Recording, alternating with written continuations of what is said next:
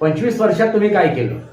एकही महानगरपालिकेचं त्यांनी रुग्णालय उभं केलं नाही. नवीन जे काही रुग्णालय आहेत ते इंग्रजांच्या काळातली आहेत. ते अगदी ह्या पूर्वीचे. नवीन एखादं रुग्णालय यांनी उभारलं अशी कुठलीही गोष्ट दाखवली नाही.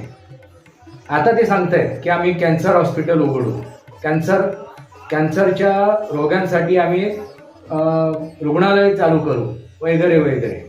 आता ज्या भूलथापा तुम्हाला देत आहेत, आम्ही हे केलं आणि हे करणार आहोत. मग गेल्या 25 वर्षात तुम्ही काय केलं?